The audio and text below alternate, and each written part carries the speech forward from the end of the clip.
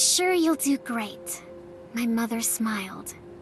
I watched her and all my brothers and sisters wave goodbye to me as I stepped into the carriage bound for the city. Living in a poor farming village with tons of children is difficult, to say the least. From a very early age, I learned just how hard my parents worked to support us. Which is why, following my family's rule, I left home at the age of 12, just as all my older sisters had done. If I go somewhere that has a lot of people, there's bound to be work to do. I'd be lying if I said I wasn't worried. But with just as much anticipation overflowing in me, I ventured into a new town. I had heard that both my mom and sisters used to work as handmaidens, which is why I wanted to follow in their footsteps. There are people who would say that being a handmaiden is the perfect job for country folk like us, who've never had any form of schooling. But I've always wanted to become a handmaiden. It's been my goal ever since I was younger, when I realized just how much I enjoyed taking care of people. I'd become a handmaiden, and one day, I'd have that fateful encounter, just like my mother did. I'd meet the master I'm destined to serve, and work to make him happy. That was my dream. To achieve that dream, I believed I could overcome any hardship. It never even crossed my mind that a witch couldn't become a handmaiden. There's no way in hell I'd employ a witch. With those words, my master banished me from his estate. Not again. After being flung outside, my entire body aching, I slowly limped away. I wonder how many times this makes. I've worked for many masters. At the beginning, everyone is so nice to me. You're such a hard worker, they smile. But the second they find out I'm a witch, they change. I've got no allowance, and barely enough money for food tomorrow. Why does being a witch mean I have to suffer like this? Are witches not allowed to be handmaidens? Working is very tough. It's not all fun and games.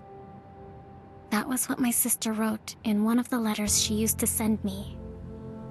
But those letters, and the remittances she sent with them, stopped coming a while ago. I wonder if my sisters also had the same troubles I'm having. You're a hard worker, Monica. I'm sure you'll do great. That's what my mother always used to say. But I feel like I'm about to break. Witches can't become handmaidens. Witches aren't allowed to have dreams. No one taught me any of this. No matter how hard I try, that hard work will never pay off. Because I'm a witch. If that's the case, then is there any point in trying at all? At what felt like my 100th master's estate, I was finally captured by the Knights of Longinus. My master was such a nice man. He knew I was a witch, yet still let me stay with him. But he was just keeping me so that he could hand me over to the church.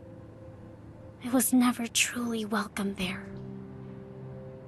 I wonder if witches aren't allowed to have dreams. I wanted to become a handmaiden and be of use to others. But I guess that dream will never come true.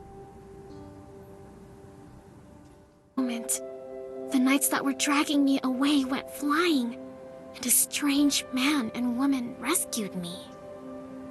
The place they brought me to was a large mansion. The new mansion I was to work at. This is it.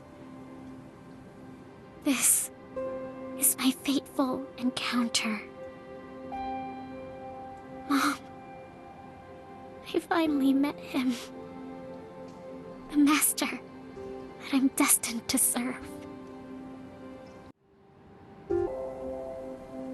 To my dear family back home. Right now, I'm working at my master's estate as an apprentice handmaiden.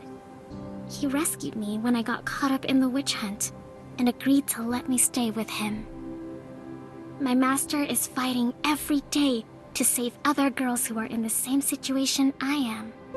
His goal is to save every single witch out there, and it seems he has a long, cruel journey ahead of him.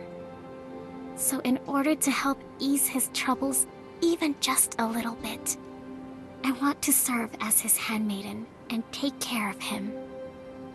I plan to spare no effort in attending to him each and every day. There are still times when I get discouraged, but right now, I feel like the happiest girl in the world. Sincerely, Monica.